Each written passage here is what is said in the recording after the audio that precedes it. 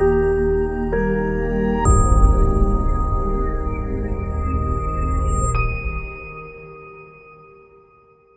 भाइयों, कैसे हो आप लोग। आज हमारा शुरू होने वाला है चैप्टर 6 और तैयार हो जाइए क्योंकि इस चैप्टर में आप बहुत कुछ सीखने वाले हो। अब तक आपने मॉडलिंग सीखी, लेकिन ये चैप्टर मॉडलिंग का लास्ट चैप्टर होगा और साथ में इसमें मैं आपको स्क्रिप्टिंग भी थोड़ी बहुत सिखाऊंगा। स्क्रिप्टिंग मैं इस कोर्स में कवर नहीं करने वाला था, लेकिन फिर मैंने डिसाइड किया कि आपको बेसिक्स बताए जाएं और थोड़ा बहुत आपको पता होना चाहिए कि स्क्रिप्टिंग क्या होता है। स्क्रिप्टिंग की मदद से इस चैप्टर के लास्ट में हम एक कैरेक्टर बनाएंगे। पूरी तरह से तो मतलब जीरो से शुरुआत नहीं करेंगे, ऑलरेडी एक कैरेक्टर बनाए लेंगे और उसकी मदद से उसको थोड़ा मॉडिफाई करके अपने हिसाब से एडजस्ट करेंगे, बिना स्क्रिप्टिंग की असली डिटेल्स में या फिर बिना स्क्रिप्टिंग की असली टेक्निक्स को पकड़े हुए। लेकिन फिर भी सारे टूल्स को समझेंगे कि सारे टूल्स क्या करते हैं, किस टूल का क्या काम है और कौन से टूल आपको ज़्यादा यूज़ करने चाहिए, वो भी समझेंगे लास्ट वीडियो में। लेकिन उससे पहले, क्योंकि मॉडलिंग सेक्शन मुझे खत्म करना है, तो सबसे पहले मॉडलिंग में बचा क्या ये देखते हैं।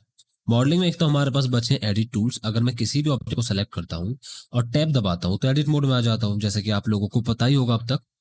तो हम इन टूल्स को तो जानते हैं, यहाँ तक तो काफी टूल हमको पता ही है, हमने समझ भी लिए थे, स्केल भी समझ लिया था। तो इस सब को समझने के बाद अब बारी है इन बाकी टूल्स को समझने की। अब इन सारे टूल्स को या तो आप टूल पैनल में से एक्सेस कर सकते हो या फिर मैं आपको इनके शॉर्टकट्स बताऊंगा, आप उनका यूज कर सकते हो। और एक और बात, ये टूल इस तरह से अगर आपकी स्क्रीन पे पूरी तरह से फिट नहीं हो पा रहे हैं, जस्ट इन केस आपकी स्क्रीन छोटी है, आपको सारे नहीं दिख रहे, तो आप यहाँ पर हॉवर करके इसको थोड़ा बड़ा कर सकते हो, आपको सारे टूल्स नजर आने लगेंगे। पर मुझे ये काम करने की आदत नहीं है क्योंकि फिर मैं भूल जाता हूँ कौन सा टूल कहाँ पर है। और मजे की बात यह है कि मैं तो टूल यूज तक नहीं करता इनको, मतलब इस तरह से यूज नहीं करता कि मैं यहाँ क्लिक कर रहा हूँ और फिर यूज कर रहा हूँ। समझ जाओगे मैं क्या कहना चाह रहा हूँ, बस थोड़ी देर और। उसके बाद हम मॉडिफायर्स को सीखेंगे। मॉडिफायर में हमको सारे मॉडिफायर कवर नहीं करने इस बार, हम सिर्फ जनरेट मॉडिफायर्स जितने भी हैं और साथ में डिफॉर्म मॉडिफायर्स को कवर करेंगे। डिफॉर्म में भी कुछ मॉडिफायर्स ऐसे होंगे जो आप अभी समझ नहीं पाओगे।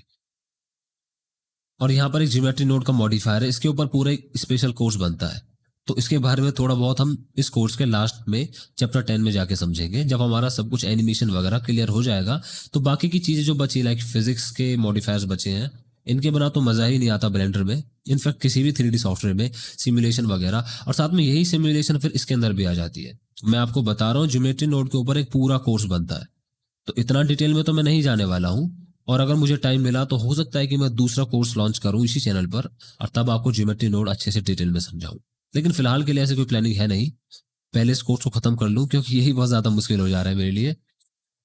एनिमेशन भी लेके जानी है। और वैसे अब के बाद जितने भी चैप्टर आने वाले हैं, अगर आप तक सब कुछ बोरिंग था और आप यहाँ तक पहुंच गए हो तो give your self PAT on the back, क्योंकि आप इसके हकदार हो। यहाँ तक पहुंचना आसान नहीं था सच में। मॉडलिंग यार, गाड़ी बनाई आपने, पूरी गन बनाई, वो भी पहली बार, सब कुछ बिल्कुल जीरो से शुरू करते हुए। I know that feeling because I been there once. खैर, इसके बाद के जितने भी चैप्टर होने वाले हैं सारे के सारे चैप्टर इंटरेस्टिंग होंगे, आपको मजा आएगा और थोड़ा बहुत कुछ नया सीखने को मिलेगा। थोड़ा बहुत नहीं, एक्चुअली बहुत कुछ अगर आपको सीखने को मिलेगा और आप मोर ऑफ अ प्रैक्टिशनर हो इंस्टेड ऑफ अ लर्नर, तो शायद आपको इस चैप्टर में और चैप्टर 8 में, जहां आपको थोड़ा बहुत मैं एनिमेशन के बारे में बताऊंगा, अगर आप बिल्कुल ही नए हो तो। अगर आप ऑलरेडी बाकी सॉफ्टवेयर में लाइक एडिटिंग में आप एनिमेशन का यूज कर रहे हो, थोड़ा बहुत कर्व्स के बारे में जानते हो, तो आपके लिए चीजें आसान होने वाली है। And if you are new तो थोड़ी सी हार्ड तो होंगी क्योंकि वही एलियन लैंग्वेज चल रही होगी, लेकिन फिर भी मैं पूरी कोशिश करूंगा आपको आसानी से सब कुछ समझाने की। खैर, बातें बहुत हो गई है, मैंने आपको बताया इस चैप्टर में मैं क्या बताने वाला हूँ, एक बार फिर से बताता हूँ। मैं आपको सारे एडिट मोड के टूल्स समझाने वाला हूँ जो कि इसी वीडियो में कवर करेंगे। अगली वीडियो में हम जनरेट मॉडिफायर्स को समझेंगे सारे एक एक करके। वीडियो बड़ी होगी, सीधी सी बात है, हर मॉडिफायर को समझाना है पूरी डिटेल में जाके तो नहीं, लेकिन फिर भी जो भी आपके काम की चीजें हैं वो, क्योंकि मैं रेकमेंड करता हूँ या फिर जो मैंने खुद सीखने का मेरा तरीका है वो यही कि मैं हर मॉडिफायर को खोलूं और खुद एक्सपेरिमेंट करूं। लेकिन फिर भी आपको उसे करने के लिए एक रास्ता चाहिए। अब रास्ते पे आगे खुद चल लोगे, लेकिन रास्ता दिखाने का काम मेरा है। तो आपको थोड़ा बहुत तो इन सारे मॉडिफायर्स के बारे में, एक्चुअली थोड़ा बहुत नहीं, 60 से 70% तो आपको बता ही दूंगा। और साथ में ये भी बता दूंगा कि इसका क्या इस्तेमाल आप कर सकते हो। करके नहीं दिखाऊंगा, लेकिन आपको आइडिया जरूर दे दूंगा, क्योंकि टाइम को देखते हुए साथ में यूट्यूब पे वीडियो बना रहा हूँ और बाकी मेरी अपनी पर्सनल थिंग्स भी हैं जिनसे मैं टाइम निकाल के रिकॉर्डिंग करने बैठा हूँ। So I know you can adjust. And deform modifiers, यहाँ में कुछ मॉडिफायर्स है लाइक ये वाले मॉडिफायर्स, तीनों का लगभग एक जैसा ही काम है, क्योंकि आप एज अ बिगिनर नहीं समझ पाओगे तीनों में डिफरेंस क्या है। तो इसलिए मैं आपको कंफ्यूज करना भी प्रेफर नहीं करूंगा। तो मैं अपने हिसाब से सही आपको बताऊंगा। तीसरी वीडियो हमारे डिफॉर्म मॉडिफायर्स के बारे में होने वाली है, और फिजिक्स और इन वाले मॉडिफायर्स को हम अभी समझ ही नहीं रहे, जैसे कि मैंने आपको बताया। उसके बाद हम स्क्रिप्ट मोड पे आएंगे। स्क्रिप्ट मोड के अगर मैं आपको दिखाऊं तो कंट्रोल टैब दबा के, या फिर आप यहां से यहां से आके स्क्रिप्ट मोड में आ सकते हो। ऑलराइट, कंट्रोल टैब दबा के भी आप यहाँ से मोड्स को चुन सकते हो, वही मोड्स हैं जो ऊपर है। हाँ, तो स्क्रिप्ट मोड में आने के बाद यहाँ टूल्स की कमी नहीं है। इनफैक्ट मेरी स्क्रीन पे फिट नहीं हो रहे, तो इनको बड़ा करना मैं प्रेफर करता हूँ। आप भी फिट नहीं हो रहे वैसे। ऐसा करते हैं, इसको हटा देते हैं नीचे से, क्योंकि इसकी हमें अभी जरूरत नहीं है। ओके, तो ये सारे टूल्स हमको समझने हैं। काफी सारे टूल्स हैं, फिर भी तो सबके बारे में आप एकदम समझ जाओगे ऐसा तो नहीं हो पाएगा। विद प्रैक्टिस ही आप समझोगे। लेकिन फिर भी मैं आपको ये टूल्स जो ऊपर है स्क्रिप्ट के अंदर, ये सब क्या करते हैं, masking and face sets, all of it कोशिश करूंगा आपको समझाने की।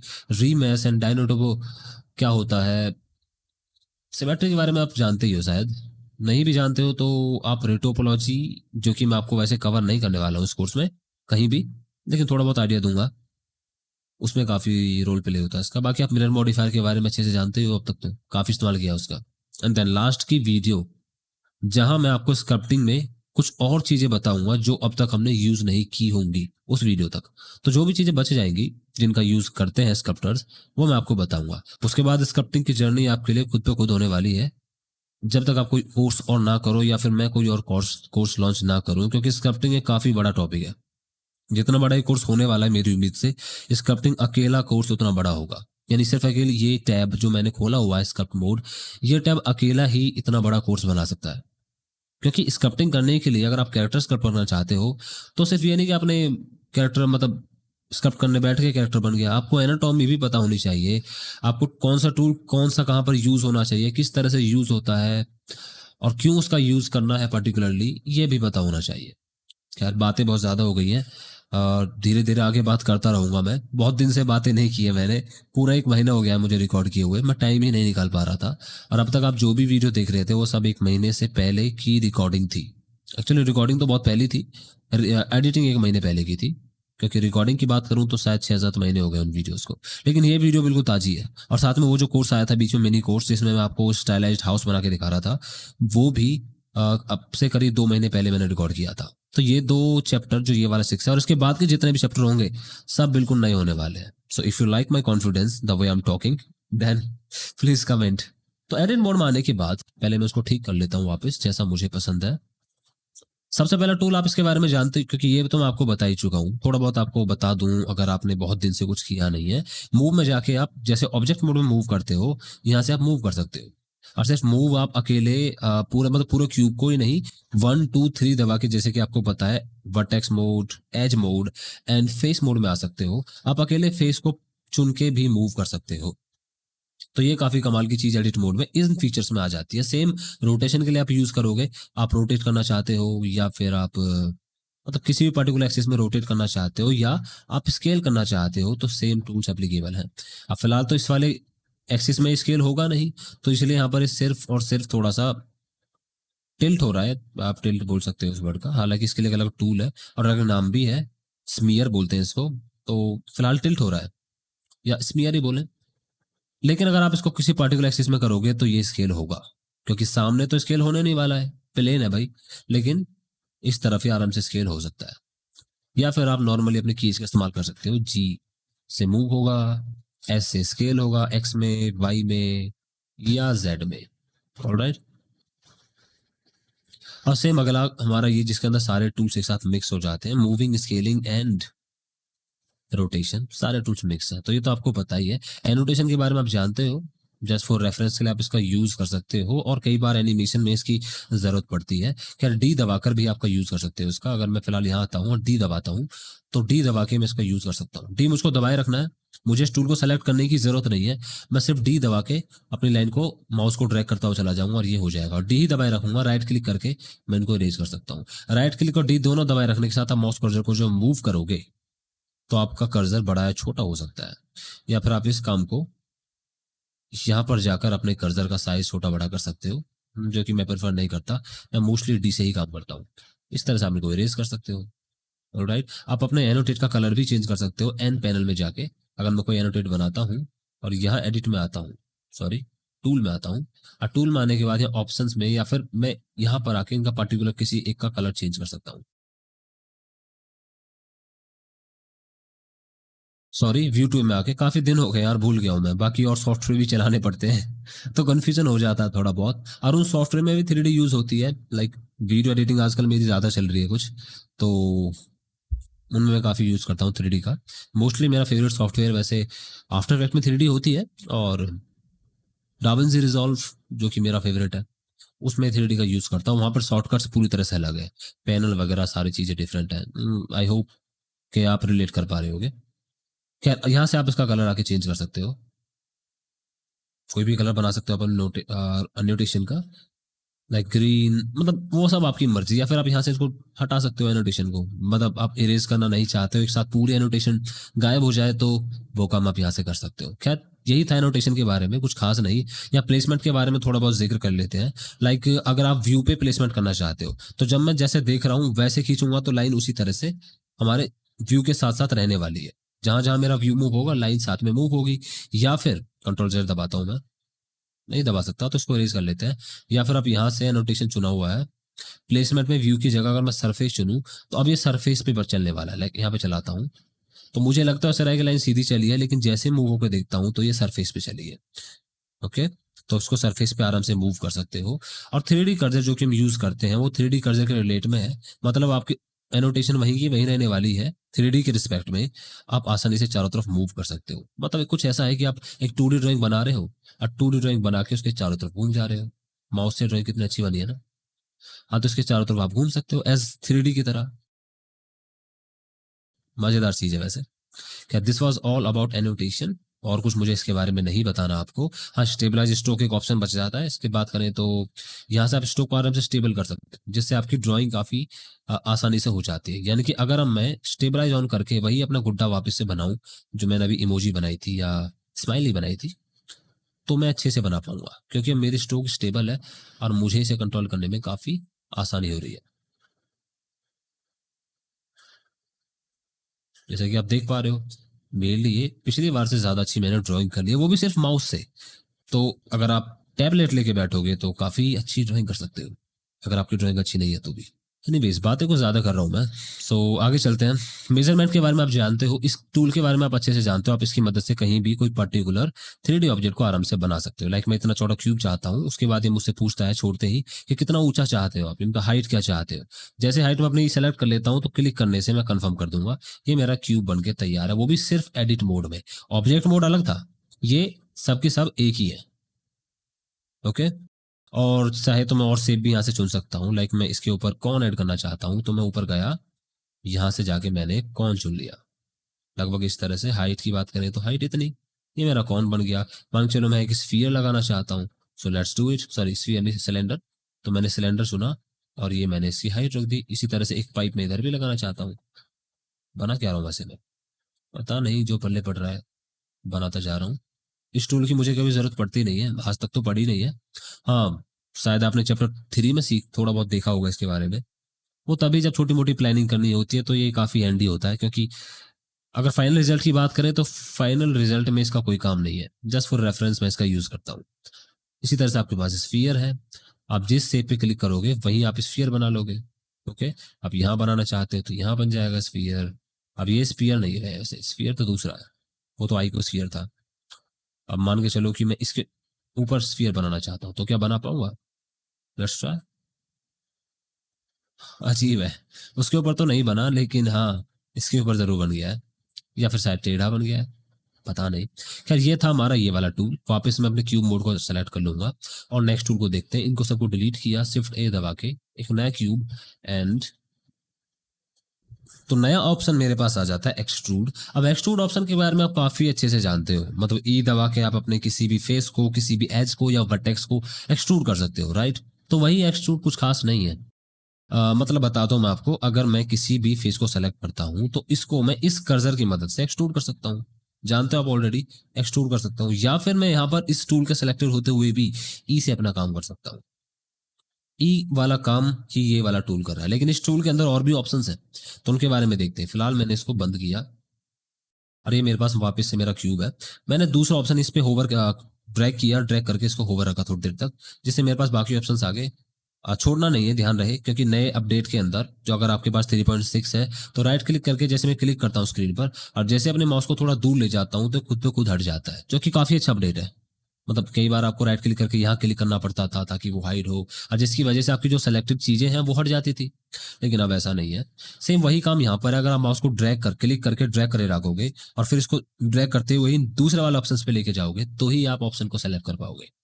हाँ, तो एक्सट्रूड मैनिफोल्ड हमारे इस ऑप्शन का नाम है। अगर मैं जाके वापस इस पर थोड़ी देर होवर करके रखता हूँ तो ये बोलता है मुझसे एक्सट्रूड डिसॉल्व एजेस।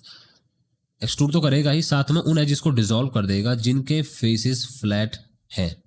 मतलब मैं आपको बताता हूँ अभी, अगर मैं किसी एक फेस को एक्सट्रूड करूँ इस वाले को, तो ये क्या, ये तो एक्सट्रूड ही नहीं हो रहा है। क्योंकि अगर ये एक्सट्रूड हुआ होता तो यहाँ पर मेरे पास एक वर्टेक्स होनी थी, राइट, जो कि मेरे पास नहीं है। तो इसका मतलब ये फेस एक्सट्रूड ही नहीं हुआ, ये तो सिर्फ मूव हो रहा है। रीजन यही कि ये जो सरफेस है पूरी तरह से फ्लैट है। लेकिन मैंने क्या किया, इस वाली एज को सेलेक्ट किया और जी दबा के इसको थोड़ा सा नीचे मूव कर दिया। अब ये वाला फेस फ्लैट नहीं है, हालांकि ये तो अभी फ्लैट ही है, बट ये फेस फ्लैट नहीं है। और अगर इस फेस को मैं एक्सट्रूड करता हूँ, वही ऑप्शन एनेबल्ड है, मैं ई नहीं दबाऊंगा, मैं सिर्फ इसका यूज करूंगा, क्योंकि ई दबाने से नॉर्मली सिर्फ एक्सट्रूड होगा। लेकिन इस ऑप्शन की मदद से मैं ये वाला ऑप्शन यूज कर पा रहा हूं, तो अब मेरा ये एक्सट्रूड हो रहा है। मेरे पास पुरानी एज तो है ही, साथ में एक नई एज भी है। आई होप आप समझ पा रहे हो। आपको मैनीफोल्ड वर्ड का मतलब बताता हूँ। मैनीफोल्ड वर्ड का मतलब है जब आपकी ज्योमेट्री पूरी तरह से बंद हो, मतलब एक भी वर्टेक्स ऐसी नहीं जो फ्री स्पेस में घूम रही है। सारी वर्टेक्स 3 फेसेस से कनेक्टेड है, जैसे कि ये वाली वर्टेक्स कनेक्टेड है, ये तो ये जितने भी वर्टेक्स है सब मैनीफोल्डेड है। लेकिन अगर मैं एक वर्टेक्स अलग ले लेता हूं, मैंने इस वर्टेक्स को लिया, शिफ्ट डी दबा के अलग बना लिया। अब ये वाली जो वर्टेक्स है ये अकेली है और एक किसी से भी जुड़ी हुई नहीं है, तो ये यहाँ पर नॉन मैनिफोल्ड हो जाएगी। ओके, आई होप कि आप समझ पाए हो मैं क्या समझाना चाह रहा हूँ।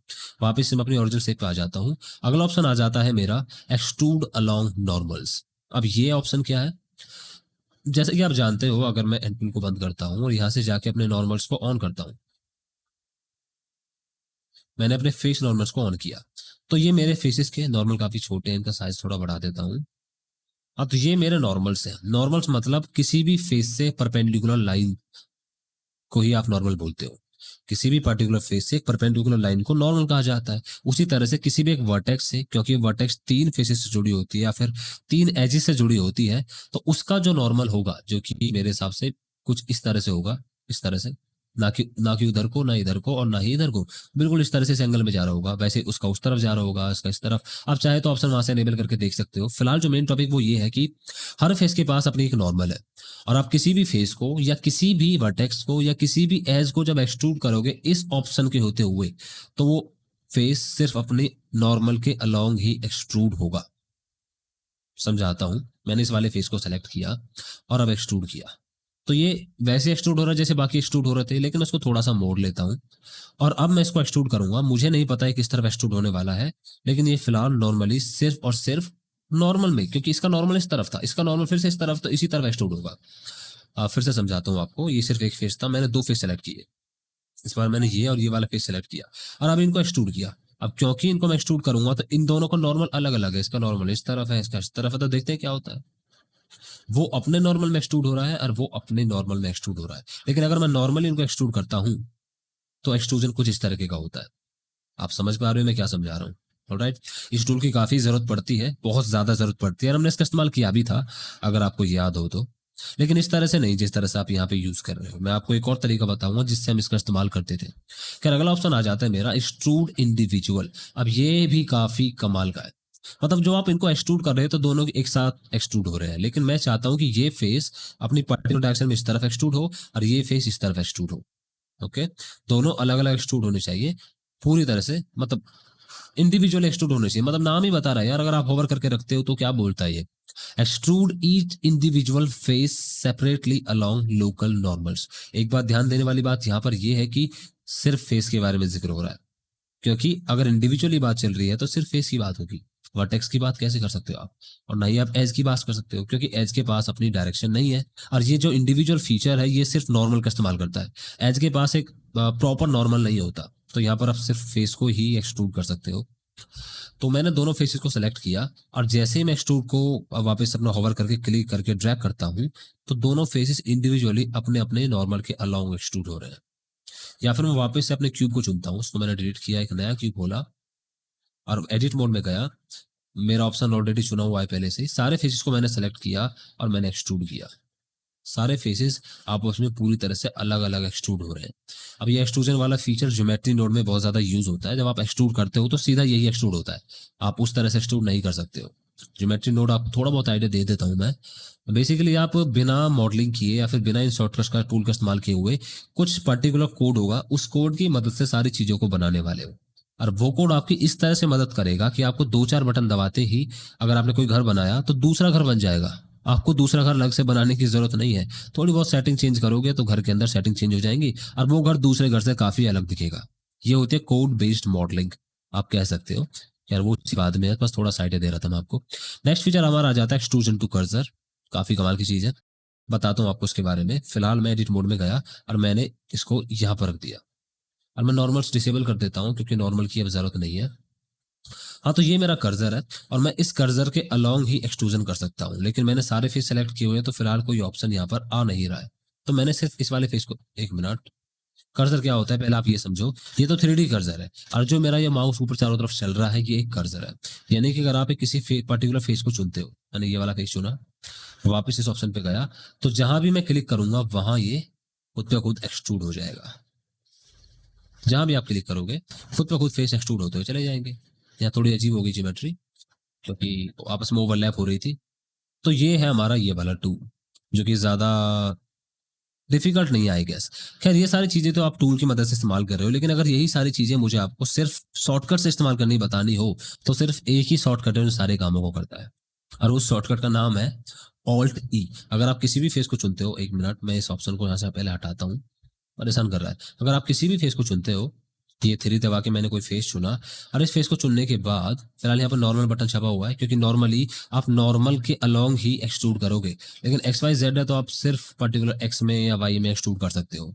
ये कोई नई चीज नहीं है। खैर ड्रैग बॉक्स मतलब जिस तरह से आप ड्रैग करोगे तो वही बोल रहा है सिलेक्ट बॉक्स कि आप किस तरह से सेलेक्ट करना चाहते हो। सेलेक्ट सर्कल, सर्कल में सेलेक्ट होगा, सारे फेसेस सेलेक्ट हो गए, या सेलेक्ट लैसो, लैसो मतलब जो भी इसके अंदर आएगा वो सिलेक्टेड हो जाएगा और जो नहीं होगा वो सेलेक्ट नहीं होगा। क्या इन सारी चीजों के बारे में आप ऑलरेडी जानते हो। फिलहाल मैं सेलेक्ट बॉक्स का इस्तेमाल सबसे ज्यादा करता हूँ। मैंने एक फेस को चुना और फेस को चुनने के बाद मैं उन सारे ऑप्शंस को एक्सेस करना चाहता हूँ बिना इस टूल पे गए हुए। मेरे पास यही टूल है सेलेक्ट बॉक्स। तो मैंने फेस को चुनने के बाद ऑल्ट ई दबाना है। ऑल्ट ई का मतलब आप जानते हो एक्सट्रूड, और ऑल्ट ई दबा के आप एक्सट्रूड के ऊपर काफी ऑप्शंस ले पाओगे। लेकिन अगर आप कंट्रोल ई दबाते हो तो जो एज वाले ऑप्शन है आपके पास, ये सारे ऑप्शन यही आ जाते हैं। ऑल्ट ई दबाने से एक्सट्रूड के ऑप्शन आएंगे, वही सारे ऑप्शन है। Extrude faces along normals, individual faces, manifold. हाँ, वो जो कर्सर वाला था वो यहाँ पर नहीं है। तो उस कर्सर वाले के बारे में बताऊं तो काफी आसान है। आपको क्या, राइट कंट्रोल दबा के कहीं भी राइट क्लिक करना है किसी भी फेस को चुनने के बाद, आपका फेस खुद पे खुद उस तरफ एक्सट्रूड हो जाएगा। मैं आपको फिर से बताता हूँ। आपने किसी भी फेस को सेलेक्ट किया और कंट्रोल राइट क्लिक कहीं भी आप क्लिक करोगे कर्सर से, आपका एक्सट्रूजन वहां तक हो जाएगा कुछ इस तरह से। ओके, लेकिन ध्यान रहे यहाँ पर ज्योमेट्री की काफी परेशानी होती है, इसका इस्तेमाल ज्यादातर किया नहीं जाता। मैं तो करता नहीं हूँ, हाँ कभी कभी जरूरत पड़ जाती है किसी किसी केस में। आई होप कि आप समझ पाए हो कि एक्सट्रूजन सारे टूल्स क्या करते हैं। ये वाली वीडियो काफी बड़े होने वाली है क्योंकि मैंने आपको पहले ही बताया था आपको बहुत कुछ सीखने को मिलेगा। तो तैयार रहो क्योंकि दिमाग हो सकता है कि हैंग हो जाए। इतनी सारी चीजें तो जैसे जैसे दिमाग में बसाई है और अब इतनी सारी चीजें फिर से एक साथ। मैं आपको बता रहा हूँ आपने अब तक इतनी सारी चीजें नहीं सीखी जितनी आप इस चैप्टर में सीखने वाले हो। सो बी प्रिपेयर्ड, इतनी जल्दी थकने की जरूरत नहीं है। अभी तो आपको सिर्फ 2 ही टूल समझाए हैं। क्या, बाकी टूल आसान है। तीसरा टूल है हमारा इंसर्ट फेसेस। इसके बारे में मुझे लगता है कि मुझे कुछ जिक्र करने की जरूरत है नहीं, आप ऑलरेडी जानते हो। सबसे पहले जब हमने अब डाइस बनाया था तो इसका इस्तेमाल काफी किया था। आप किसी भी फेस को सेलेक्ट करते हो, आई दबा के आप इसको इंसर्ट करते हो, या फिर वही काम आप इस टूल की मदद से कर सकते हो। ऑलराइट, तो कुछ खास नहीं है। अब ध्यान रहे जब आप स्टूल का इस्तेमाल कर रहे होगे तो जैसे कि आप देख पा रहे हो मैं इसको और छोटा एक्सट्रूड इंसर्ट करना चाहता हूँ, लेकिन मैं इसको इंसर्ट नहीं कर पा रहा हूँ। तो जब आप इंसर्ट करना चाहते हो तो थोड़ा ध्यान से सेट करेगा क्योंकि आप दूर से इसको ले और फिर इसको इंसर्ट करें। कुछ इस तरह से। वैसे आई वाला फीचर मुझे ज़्यादा अच्छा लगता है, इसीलिए मैं टूल्स का कभी इस्तेमाल नहीं करता हूँ। करता हूँ लेकिन डायरेक्टली नहीं करता हूँ, शॉर्टकट की मदद से करता हूँ, जो कि मेरी 3D की जर्नी को या फिर मेरे प्रोसेस को काफ़ी फास्ट बना देते हैं। अगला ऑप्शन है बेवल। आप ऑलरेडी जानते हो ये क्या करता है, कंट्रोल बी दबा के बेवल कर सकते हो, दैट्स इट, यही बेवल है। आप यहाँ से कर्सर को घुमा के एक्सेस मतलब बढ़ा सकते हो कितनी बेवलिंग करना चाहते हो, और साथ में आपके पास नीचे बहुत सारे ऑप्शंस आ जाते हैं। जैसे कि मैं नीचे जाता हूँ तो मेरा कर्सर ऊपर से निकल जाता है, तो मैं आपको दिखा नहीं पा रहा हूँ, लेकिन ये जो कर्सर है नीचे सारे इसके सारे ऑप्शन दे रखे हैं। लाइक LMB से आप कंफर्म कर दोगे, ESC से कैंसिल कर दोगे, M से आप इसकी विड्थ बढ़ा सकते हो, ये सारी चीजें। और जैसे आप बेवल कर देते हो तो आपके पास यहाँ भी काफी ऑप्शंस आ जाते हैं, तो वो सारी चीजें अगर वहां ना हो तो यहाँ हो जाएंगी। आप वर्टेक्स को बेवल करना चाहते हो, एज को ऑफसेट करना चाहते हो, परसेंट करना चाहते हो, आई गेस इनके बारे में शायद हम पहले बातें कर चुके हैं, मुझे थोड़ा याद नहीं है अच्छे से, पर हमने बात की थी, इतना थोड़ा याद है मुझे। किसके बारे में बात हुई थी, किसके बारे में नहीं हुई थी, ये याद नहीं है। और मैं आपको इंकरेज करता हूँ कि आप खुद एक्सपेरिमेंट करके इन चीज़ों के बारे में पता करें। अगर आप एक्सपेरिमेंट करोगे खुद ही तो चीज़ें ज़्यादा लंबे टाइम तक याद रहेंगी, instead of me teaching you everything. Okay, hard normal से नॉर्मल्स क्या होता है, काफ़ी बड़ा टॉपिक है, काफ़ी बड़ा डिस्कशन है, एक बार में आपको समझा पाना मेरे लिए पॉसिबल नहीं होगा, तो इसके बारे में जैसे जैसे टाइम आएगा आपको बताता चलूंगा। जब टेक्सचरिंग वगैरह के बारे में डिटेल में समझेंगे तब। क्लैंप ओवरलैप, लूप स्लाइड, सीम, शार्प, काफी ऑप्शंस हैं। खैर बेवल है, आप इसके बारे में जानते हो, मुझे कुछ नहीं बताना। नेक्स्ट फीचर हमारा आ जाता है लूप कट, जो कि आप कंट्रोल आर से करते हो। तो वही है लूप कट जो कंट्रोल आर से किया जाता है, उसी काम को आप टूल की मदद से कर सकते हो। आपने टूल सेलेक्ट किया हुआ है, कहीं भी होवर करोगे तो आप इस तरह से इसको लूप कट दे पाओगे। और साथ में कर्सर बढ़ाकर आप लूप कट बढ़ा नहीं सकते हो, क्योंकि आपको पहले लूप कट देना होगा और उसके बाद आप यहाँ से नंबर बढ़ाओगे। थोड़ा ये इसका डिसएडवांटेज है टूल का इस्तेमाल करने की जगह। जबकि आप नॉर्मली यूज करते हो कंट्रोल आर दबा के, तो आप माउस के कर्सर को घुमा के ऑप्शंस को मतलब अपनी लूप कट्स को बढ़ा सकते हो। यार इसके अंदर दूसरा ऑप्शन आ जाता है एक, ऑफसेट एज लूप कट। अब ये क्या करता है इसके बारे में आपको बताता हूँ थोड़ा सा। मैं पहले एक लूप कट देता हूँ, कंट्रोल आर दबा के दे दिया, इसको मैं अब इसी टूल से लूप देने वाला हूँ। तो मैंने इसको क्लिक करे रखा और ड्रैग किया, तो आप देख रहे हो क्या हो रहा है, यही चीज हमारा ये वाला ऑप्शन के अंदर आ जाता है। आप लूप कट किसी एक एज की मदद से करने वाले हो, आपका ऐसे शुरू हुआ और आप ऐसे दोनों डायरेक्शन में चल रहे हो लूप कट के लिए। जबकि कंट्रोल आर दबा के मैं इस काम को करता तो इसकी तरफ अलग आना पड़ता और यहाँ मुझे अलग काम करना पड़ता। तो ये भी काफी हैंडी टूल है, लेकिन इसके लिए कंट्रोल आर से, जैसे कि आप कंट्रोल आर से लूप कट लगाते हो, कंट्रोल शिफ्ट आर से आप इस टूल को एक्सेस कर सकते हो। ऑलराइट, मैं आपको फिर से दिखाता हूँ। मैंने इस वाले एज को सेलेक्ट किया हुआ है और मैं बॉक्स मोड में हूँ, कंट्रोल शिफ्ट आर। ओके ठीक है, आगे चलते हैं। अगला हमारा फीचर आ जाता है नाइफ। इसके बारे में आप शायद थोड़ा बहुत जानते हो या नहीं जानते हो। खैर इसके अंदर एक ऑप्शन है बाइसेक्ट, जो कि काफी कमाल का है, दिखाता हूँ ये क्या करता है। मैंने बाइसेक्ट करना है तो मैंने यहाँ सेलेक्ट किया और इस तरह से बाइसेक्ट कर दिया। फिलहाल तो कुछ हुआ नहीं क्योंकि मैंने कुछ सेलेक्ट नहीं किया हुआ है, और फिलहाल मैंने इसको यहाँ से बाइसेक्ट कर दिया। देख रहे हो आप क्या हुआ, जब मैंने सबको सेलेक्ट किया तो मेरा ये सब यहाँ से बाइसेक्ट हो गया है, और इन सारे फेसेस को मैं डिलीट कर सकता हूँ। वैसे ये वाला ऑप्शन स्क्रिप्ट मोड में भी है और मैं उसका इस्तेमाल ज्यादा करता हूँ इंस्टेड ऑफ दिस। बताऊँ आपको, आप सॉरी फेसेस डिलीट करने थे, इस तरह से आप डिलीट कर सकते हो। आप एक और कट देना चाहते हो इन दोनों फेसेस पर, तो इन दोनों को सेलेक्ट किया, बाइसेक्ट, लग गया कट। लेकिन नाइफ कट, नाइफ जो टूल है ये थोड़ा नॉर्मल है कि यहाँ पर आपको एक पर्टिकुलर वर्टेक्स चुननी पड़ती है और उससे आप शुरू करते हो। लाइक यहाँ पे कर देना चाहते हो, और साथ में आपके पास नीचे काफी सारे ऑप्शंस आ जाते हैं। लाइक वी से एक्सरे ऑन होगा, एक्सरे मतलब इसके पीछे भी काम कर पाएगा, और फिलहाल ऑन है। और उसके बाद काफी ऑप्शंस है, अगर आप पीछे देखो शिफ्ट दबा सकते हो। LMB से आप डिक्लाइन मतलब डिफाइन कर सकते हो कट को। ESC से कैंसिल हो सकता है, राइट क्लिक से भी कैंसिल ही हो जाता है। वैसे ESC से टूल हट जाएगा आपका, एंटर से आपका जो भी ऑप्शन है, जो भी आपने कट लगाए सारे कंफर्म हो जाएंगे।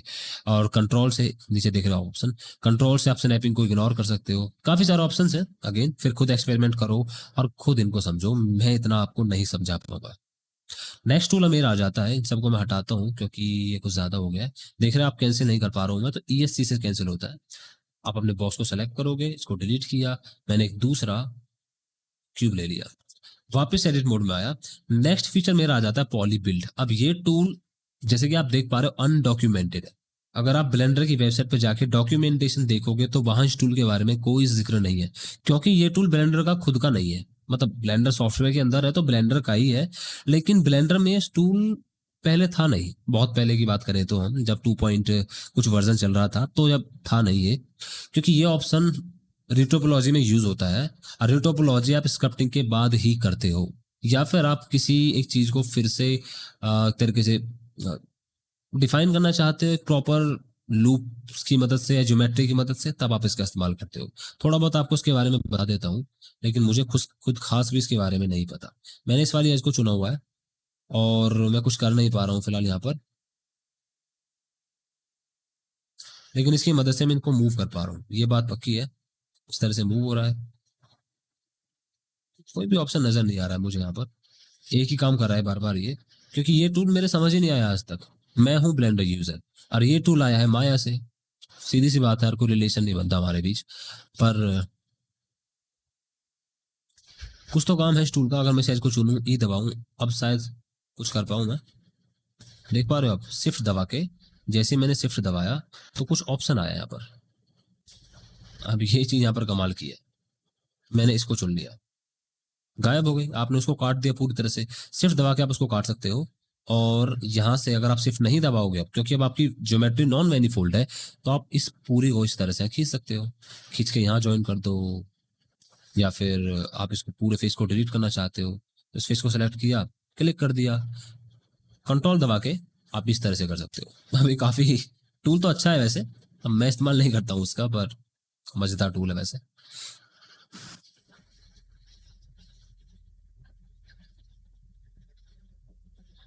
अब ये देखो, इसका थोड़ा अजीब सा बिहेवियर है, मुझे ये चीज पसंद नहीं है बिल्कुल भी। पता नहीं चल रहा कि कौन सा काम कैसे कर रहा है, समझा ही नहीं पा रहा हूँ उसको। जिस बंदे ने ब्लेंडर की डॉक्यूमेंटेशन बनाई उसके तो पल्ले पड़ा नहीं है, तो भाई मैं कैसे समझाऊं आप लोगों को। खैर, आपको समझ आ गया। कंट्रोल शिफ्ट की मदद से आप इनको ऑपरेट करते हो, या फिर नॉर्मली भी आप इसको ऑपरेट कर सकते हो। कुछ इस तरह से आप खींच दो, इसको इधर खींच दो, इसको इस तरफ। अब यूट्यूब पे वीडियो देखोगे तो मुझे लगता नहीं कि कोई ऐसी वीडियो है जो आपको उसके बारे में बताए, और जिससे मैंने सीखा है मोस्टली डॉक्यूमेंटेशन से, वहाँ ये है ही नहीं। तो थोड़ा बहुत ही मुझे इसके बारे में पता है, जितना पता है मैंने आपको बता दिया। शिफ्ट से आप इनको काट सकते हो, सारे फेसेस को जो आप काटना चाहते हो। ये आपने काट दिया, इसको काट दिया, बचे 2 फेसेस। अच्छा, इसको काटना चाहता हूँ क्या, ये कटेगा? नहीं कटेगा। ये वाला ऑप्शन नहीं, सिर्फ फेस को ही डिलीट किया जा सकता है। और कंट्रोल से दबाऊं तो यहाँ कुछ हो ही नहीं रहा, क्योंकि कंट्रोल दबाने से आप सिर्फ एज के रिस्पेक्ट में ही काम करोगे। यहाँ पर मेरे पास 2 वर्टेक्स है, पूरी एज है, तो काम चल रहा है, अदरवाइज काम नहीं चल रहा है। खैर, ये टूल का बड़ा ही बोरिंग है, समझ नहीं आता यार। नेक्स्ट टूल आ जाता है हमारा स्पिन। काफी ही मजेदार टूल है, लेकिन ये कर्सर के रिस्पेक्ट में काम करता है, आप इस बात का ध्यान रखें। तो मैंने 1 दबा के सामने आया और जी एक्स में जाके इसको थोड़ा सा मूव कर लिया, और जी जेड में भी मूव कर लिया। ऑलराइट, मेरा कर्सर यहाँ पर है। या फिर मैं ऐसा करता हूँ, अपने कर्सर को, इसको ऑब्जेक्ट को यहाँ रखता हूँ कुछ इस जगह पर, और अब कर्सर की मदद से देखना अब क्या होता है। मैंने ऊपर वाले फेस को सेलेक्ट कर लिया, और जैसे मैं ऊपर वाले फेस को सेलेक्ट करता हूँ और सामने आता हूँ, फिलहाल मुझे ये जेड एक्सिस में नहीं, वाई एक्सिस में करना है, क्योंकि मैं चाहता हूं कि यहां से मेरा ये एक्सट्रूजन का टूल है, कोई खास टूल नहीं है। यहां से आप एक्सट्रूड ही करोगे, तो ये एक्सट्रूड के अंदर ना होके थोड़ा अलग दे दिया इन्होंने। किस तरह से एक्सट्रूड करोगे आप? आपने फेस को सेलेक्ट किया, अब यहाँ से आपने अपना एक्सिस सेलेक्ट करना है कि कौन सा एक्सिस में आप एक्सट्रूजन करना चाहते हो, और यहाँ पर आसानी से स्पिन कर सकते हो। बहुत सारे लोग इस टूल को यूज नहीं करते और मोस्टली वैसे ही काम करते हैं, लेकिन दरवाजा बनाने के लिए, या फिर टायर बनाने के लिए, और भी बहुत सारी चीजों में आप इसका यूज कर सकते हो। बेड जैसे कुछ फोल्डेड होते हैं, या फिर सोफा फोल्डेड होते हैं, कई बार टेबल भी होती है, वहां से इस्तेमाल होता है। कैसे बता दो, जैसे मैंने क्लिक किया तो ये देख रहे हो आप, कितने कमाल की चीज है। लेकिन ये सब कर्सर के रिस्पेक्ट में हो रहा है, इस बात को आप ध्यान में रखें। ये आपका कर्सर है यहाँ पर, इसके रिस्पेक्ट में हो रहा है। फिलहाल मैंने वाई एक्सिस चुना हुआ था, क्योंकि एक्स और जेड मुझे दिख रहे हैं। जो नहीं दिख रहा होगा वो एक्सिस है जिस एक्सिस में मैं इसको रोटेट, अराउंड द रोटेट कराना चाहता हूँ। एक्स इधर जा रहा है, जेड इधर जा रहा है। आप इसको ऑन दी स्क्रीन अंदर की तरफ की मदद से जो एक्सिस जा रहा है, जो कि वाई है, मैं आपको समझा नहीं पा रहा हूँ 3D में, मैं आपको वैसे बताता हूँ। बताओ, इस एक्सिस के अराउंड इसको स्पिन करना चाहते हैं। हाँ, आप समझ आ गया होगा। वैसे ही आप किसी दूसरे एक्सिस के अलोंग भी कर सकते हो। लाइक मैं चाहता हूं कि इस तरफ एक्सट्रूजन हो, कुछ इस तरह से स्पिन बने, तो मैंने इस वाले फेस को सेलेक्ट किया और इस वाले एक्सिस कौन सा चुनने वाला हूं मैं, एक्स, क्योंकि मैं एक्स के अराउंड स्पिन करना चाहता हूं। स्पिन किया और अगेन इसके अलोंग होगा, तो इसीलिए थोड़ा अजीब सा व्यवहार दिख रहा है क्योंकि कर्जर इससे ऊपर है, कर्जर से नीचे होना चाहिए, तो बात नहीं बन रही है। लेकिन फिर भी आप समझ पा रहे हो क्या चल रहा है। ऐसा करता हूँ, कंट्रोल जी दबा के नीचे आता हूँ वापस से और कर्जर को नीचे रख लेता हूँ, शिफ्ट राइट क्लिक करीब यहाँ पर, चल यहाँ से नहीं, एक्चुअली सामने आता हूँ तो कर्सर यहाँ पर होना चाहिए, ऑलमोस्ट यहाँ पर। अब ठीक है, ये देखो, जब आप टूल को यूज कर लेते हो तो टूल को यूज करने के बाद आपके पास फिर ये टैब आता है। यहाँ इस टैब में आप अपने स्टेप्स को चुन सकते हो, बढ़ा सकते हो, लाइक डिटेलिंग करना चाहते हो या कम करना चाहते हो, या फिर आप डुप्लीकेट का यूज कर सकते हो। देख पा रहे हो क्या हो रहा है, यहाँ से एंगल बड़ा घटा सकते हो, जो कि मैं नॉर्मली वैसे घुमा के बढ़ा रहा था, आप यहाँ से घुमा के वापस से बढ़ा सकते हो, या ऑटो मर्ज का ऑप्शन खुद पे खुद मर्ज हो जाएगा आगे जाके इससे, फ्लिप नॉर्मल्स और भी बहुत सारी चीजें। सेंटर चेंज कर सकते हो वाई में, वो जो आपका कर्सर था उस कर्सर के बाद भी आप सेंटर को चेंज कर सकते हो, जेड में चेंज कर सकते हो कुछ इस तरह से, और एनिमेशन भी कर सकते हो। लेकिन ध्यान रहे ये जो ऑप्शन है यहाँ पर, ये सिर्फ कुछ देर के लिए रहता है, इसको एनिमेट नहीं किया जाता। ओके, यहाँ लिखा हुआ centre property can not be animated. Reason यही है कि सेंटर प्रॉपर्टी यहाँ पर आ रही है इंस्टेड ऑफ यहाँ। अगर यहाँ किसी टूल में होती तो बात बनती भी, जो कि है ही नहीं। ओके, कहीं भी नहीं है, एनोटेशन को काटो, इसकी क्या जरूरत है हमें, यहाँ कहीं किसी ऑप्शन में है ही नहीं। इनको एनिमेट कर सकते हो क्योंकि यहाँ आपके पास एक्सेसिबल है, लेकिन वो अब गया, जो कर्सर यहाँ था वो गया, वो नहीं आने वाला, तो एनिमेट कैसे कर सकते हो आप। खैर एनिमेशन में समझेंगे सारी चीजों को, मैं बस इसलिए बता रहा था अगर आपको ऑलरेडी एनिमेशन के बारे में पता है तो। नेक्स्ट मेरा आ जाता है, इस सबको हटाता हूं मैं, और मैंने इस बंदर यानी कि सुजैन ली, और मेरा कर्सर चेंज है तो ऑल्ट जी दबा के इसको मैंने वापस से इसकी ओरिजिनल लोकेशन पे भेजा, डिलीट दबा के इसके अराउंड में रोटेट करूंगा या नेविगेट करूंगा, वापस एडिट मोड में गया और अब मैंने ये वाला ऑप्शन चुना। इस ऑप्शन पे अगर मैं थोड़ी देर हॉवर करता हूं तो ये बोलता है स्मूथ। स्मूथ मतलब कि जो वर्टिसेस आपने चुनी हुई है, वर्टिसेस के अलोंग ही काम करता है ये, फेस या एज के हिसाब से काम नहीं करता। वैसे आप एज को चुनोगे तो भी वही होने वाला है, फेस को चुनोगे तो भी वही, और वर्टेक्स चुनोगे तो भी वही, बात एक ही है। तो नॉर्मली मैं इसका इस्तेमाल फेस मोड में करता हूँ। खैर, स्मूथ की मदद से जैसे आप इसको खींचोगे तो ये ऑब्जेक्ट जो आपका है स्मूथ होना शुरू हो जाएगा। आप समझ पा रहे हो, स्मूथ मतलब कि जिसमें ग्रूव्स और रिजिस कम हो। ग्रूव्स और रिजिस अगर आप लोगों को नहीं पता तो थोड़ा सा आइडिया दूं, इस तरह की चीजें होती है ग्राउंड पर हमारे रफ सरफेस पे, अगर आपका फिलहाल हाथ कीबोर्ड पे रखा हुआ है या आप इस जमीन पर चलते हो तो इस तरह से ग्रूव्स और रिजिस होती है, जिसकी वजह से आप या अपनी साइकिल को या अपनी बाइक को या गाड़ी को चला पाते हो।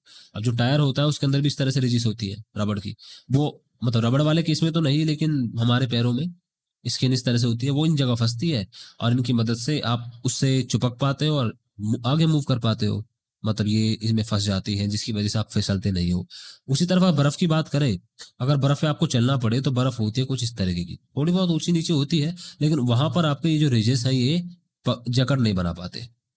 अभी जकड़ नहीं बनाएंगे तो फिसलते हैं, और यही रीजन है कि आप बर्फ पे फिसल जाते हो। तो इस केस में मेरे जो बर्फ है ये स्मूथ है, और ये जो इलाका है यहाँ पर ग्रूव्स रिजिस ये रफ है। आई होप कि आप समझ पाए हो। तो ग्रूव्स और रिजिस को कम करने के लिए यानी कि रफनेस को कम करने के लिए इस टूल का यूज किया जाएगा, या फिर मैं आपको नॉर्मल भाषा में बताऊं तो ये हर चीज को शेयर बनाने की कोशिश करेगा। ये शायद आपके समझ आ गया होगा।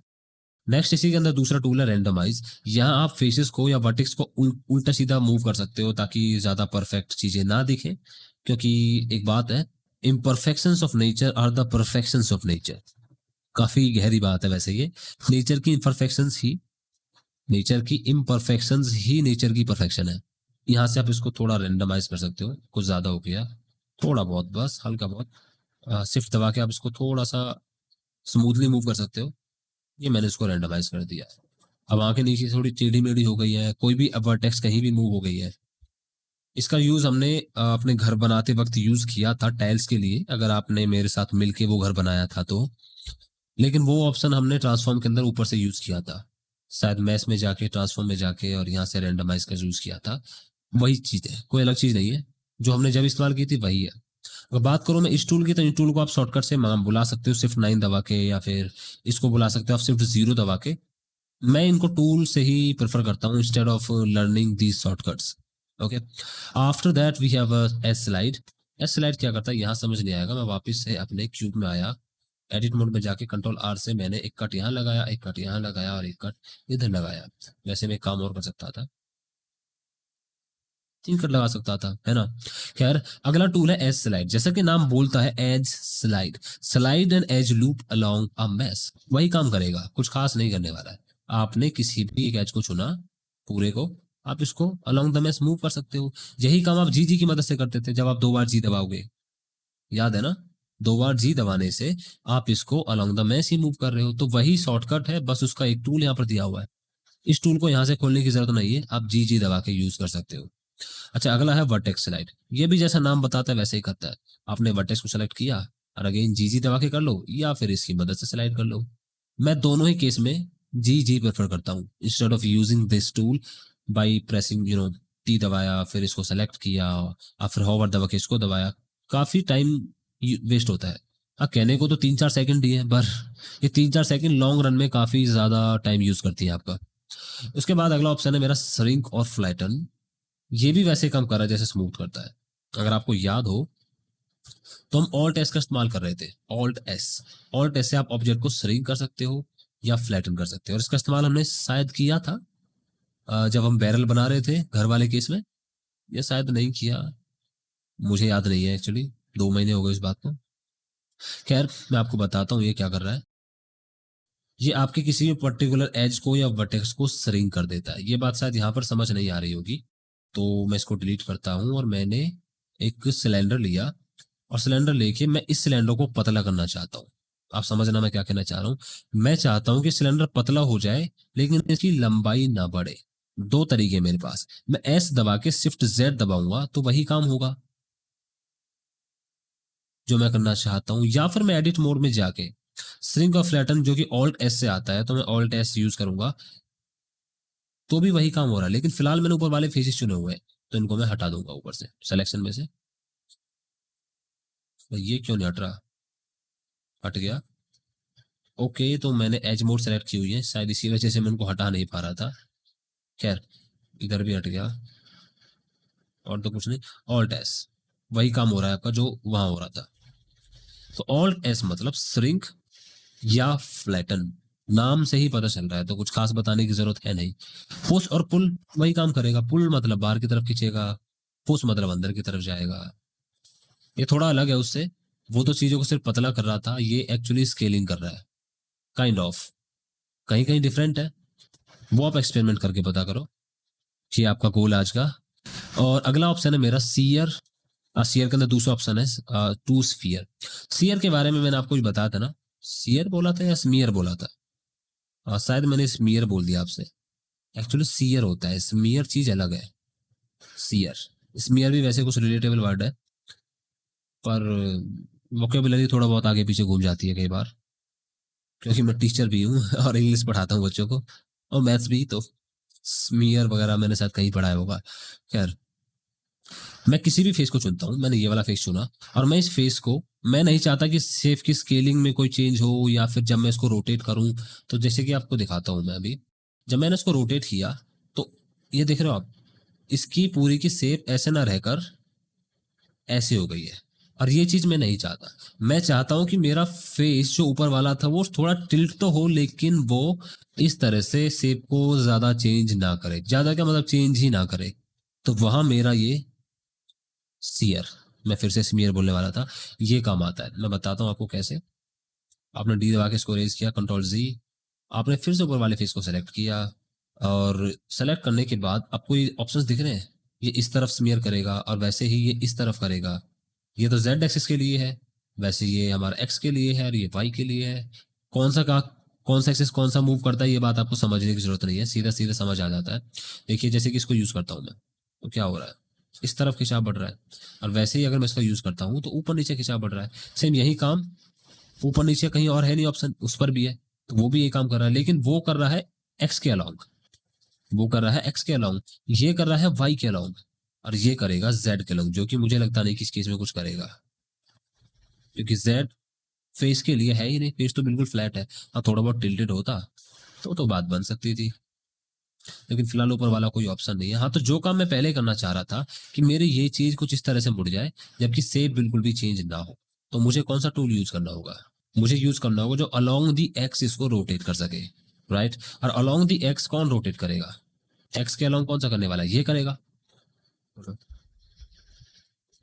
तो इसलिए मैं इसका यूज करूंगा, इसको मैंने ऊपर की तरफ खींचा और मेरा वही काम हो गया। मैं आपको साइड से दिखाता हूँ, मैंने इसको ऊपर की तरफ खींचा और जो मैं करना चाह रहा था बिल्कुल वैसा ही हुआ, शेप में कोई भी चेंज नहीं हुआ, लेकिन मैंने इसको मोड़ दिया। तो आई होप कि आपको ये वाला टूल भी समझ आ गया होगा। नेक्स्ट टूल मेरे लिस्ट में हो जाता है, मैंने फिर से क्यूब ले लिया, एडिट मोड में गया। नेक्स्ट और लास्ट टूल है मेरा रिप रीजन। अब ये भी काफी कमाल का टूल है, दिखाता हूँ। जैसे कि इसके अंदर भी दो ऑप्शन है। अच्छा मैंने आपको शायद ये नहीं बताया ना, टू स्फीयर ये वही काम करने वाला है जो स्मूथ कर रहा था। आप इसको स्फीयर में चेंज कर सकते हो। फिलहाल मेरा यहाँ पर कुछ होने ही नहीं वाला, अगर मैं कुछ भी करता हूँ ड्रैग वगैरह तो कुछ नहीं होगा। रीजन क्योंकि मेरे पास सिर्फ 6 फेसेस हैं और 6 फेस को आप स्फीयर में चेंज नहीं कर सकते हो। तो अगर मैं इसको यूज करना चाहता हूँ तो मैं एडिट मोड में गया और यहाँ जाके मैंने सब डिवीजन सरफेस लेवल तकरीबन 3 लेवल यूज किया, थोड़ा सा इसको बड़ा कर लिया और मैंने इसको कंट्रोल ए दबा के अप्लाई भी कर दिया और साथ में उसको भी अप्लाई कर दिया। कंट्रोल ए से अप्लाई होता है वो भी। वापस एडिट मोड में गया, मैंने इस ऑप्शन को चुना। अब मैं इसको स्फीयर में चेंज कर सकता हूँ। आप देख रहे हो ना चेंजेस, अगर आपको नजर आ रहा है तो ये फिलहाल जो था मेरे पास शुरू में परफेक्ट स्फीयर नहीं था। हालांकि इसकी जो रिटोपोलॉजी है या फिर टोपोलॉजी, सिर्फ रिटोपोलॉजी एक प्रोसेस है और टोपोलॉजी ये जो ज्योमेट्री इस तरह से खींची हुई है, मतलब कौन सा फेस कहाँ पर आएगा, कौन सी वर्टेक्स किस तरह से ऑर्गेनाइज होगी, ये टोपोलॉजी है। खैर हाँ तो इसकी जो टोपोलॉजी है ये थोड़ी अजीब है, मतलब ये परफेक्ट स्फीयर नहीं है। इसको मैं इस टूल की मदद से परफेक्ट स्फीयर बना सकता हूँ। ना सिर्फ इस टूल की मदद से, मेरे पास एक और टूल आ जाता है यहाँ पर कास्ट में, यहाँ पर भी आप यही काम कर सकते हो। थोड़ा सा बता देता हूँ आपको, हालांकि वो बाद में जिक्र होगा। लेकिन कास्ट में गए, आपने स्फीयर चुना हुआ है, फैक्टर हाई कर दिया। अब ये थोड़ा अजीब वियर्ड बिहेवियर करता है, थोड़ा सा काफी, थोड़ा नहीं काफी वियर्ड करता है, लेकिन रेडियस बढ़ाने घटाने से, साइज वगैरह एडजस्ट करने से काम हो जाता है। मैं इसका यूज नहीं करता कास्ट का। हाँ यूज करता हूँ तो कई बार इसका यूज होता है कि इसको सिलेंडर में चेंज करना चाहता हूँ या क्यूबॉइड बनाना चाहता हूँ। अब ये काफी अजीब व्यवहार करता है, तो इसलिए मैं इसी टूल का यूज करता हूँ। क्या नेक्स्ट टूल मेरे लिस्ट में आ जाता है रिप रीजन। ये रिप रीजन क्या करेगा, वापस से मुझे आपको क्यूब से ही समझाना होगा। तो मैं वापस से क्यूब पे गया, मैंने इस ऑप्शन को सिलेक्ट किया। इसके अंदर भी दो ऑप्शन है, रिप रीजन या रिप फेस। रिप रीजन का मतलब है कि जो भी आपने रीजन सेलेक्टेड किया हुआ है वो सारा रीजन रिप मतलब अलग हो जाएगा और रिजल्ट को मूव कर सकते हो आप। नहीं आ रहा समझ, अभी समझाता हूँ। दूसरा ऑप्शन है रिप एज। जो काम आप यहाँ कर रहे थे वही आप एज की मदद से करोगे। दोनों को समझते हैं। मैंने इन दोनों फेसेस को सेलेक्ट किया और मैं इनको रिप करना चाहता हूँ। रिप करने का मतलब अलग करना चाहता हूँ। फिलहाल मैं यहाँ पर इनको रिप नहीं कर सकता हूँ। रीजन, आप फेसेस को रिप नहीं करोगे। अच्छा मैंने एज को चुना, इसको रिप करूं, देखा आपने क्या हुआ। मैंने इस वाली एज को चुना, इसको रिप कर लिया। अब ये दोनों अलग अलग हो गए। मतलब कहने वाली बात कुछ ये है कि जब आपके पास क्यूब हो, अगर आपको याद हो तो 8वीं क्लास में क्यूब को फोल्ड करके एक वो बनाया जाता था ना मैथ्स में, 3D शेप में नेट होता था, जन क्या नाम था उसका।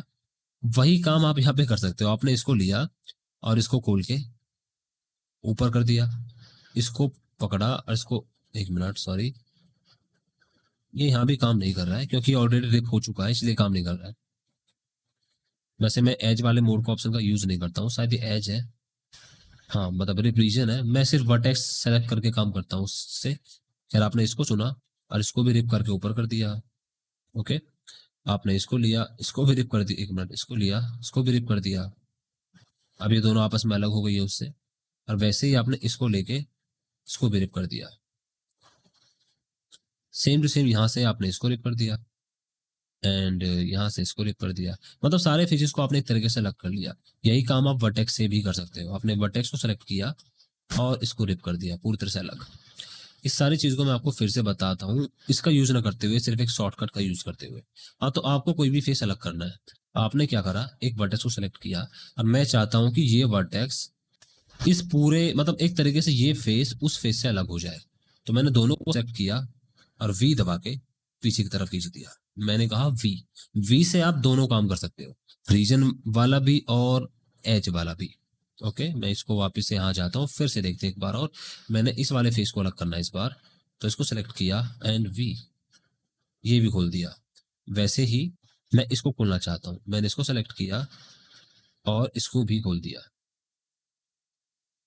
ओके, एंड सेम काम मैं यहाँ भी कर सकता हूँ और वहां भी कर सकता हूँ।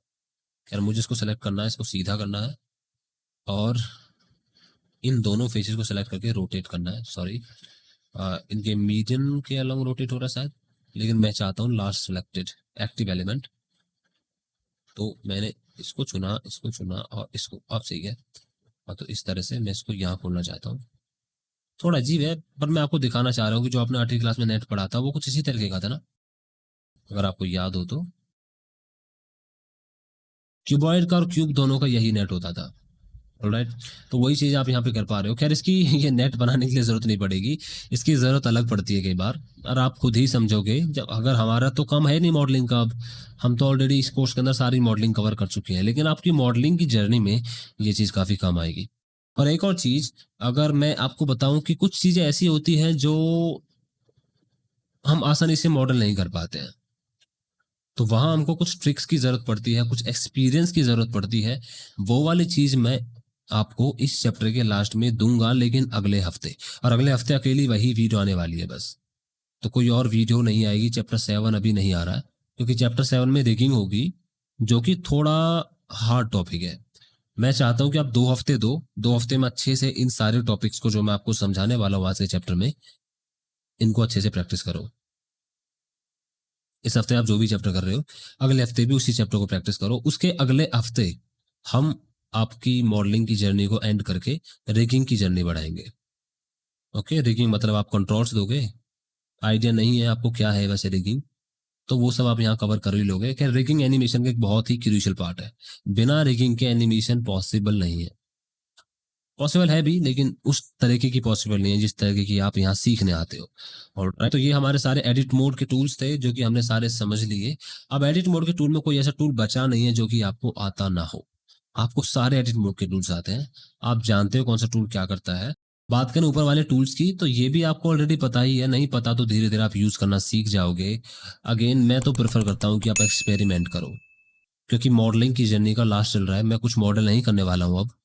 So I prefer you practise as much as you can. खैर, आपको जो मैं 50 सीक्रेट्स बताने वाला हूँ या 50 ट्रिक्स बताने वाला हूँ, जो कि एक मैंने पर्टिकुलर कोर्स से सीखी थी, मैं ये नहीं बोल रहा हूँ कि चीज़ें मैंने खुद की है, वो मैंने एक्सपीरियंस आर्टिस्ट से सीखी है, फिर उन पर थोड़ी बहुत प्रैक्टिस की है अपने काम को आसान करने के लिए। वही चीज़ें मैं आपको सिखाऊंगा। फर्क बस ये है कि मैंने पैसे देकर सीखी थी, आप फ्री में सीखोगे। सो मिलते हैं आपसे अगले वीडियो में, जब हम मॉडिफायर्स को समझना शुरू करेंगे, जो कि आज नहीं कल होने वाली है। सो सी यू देन।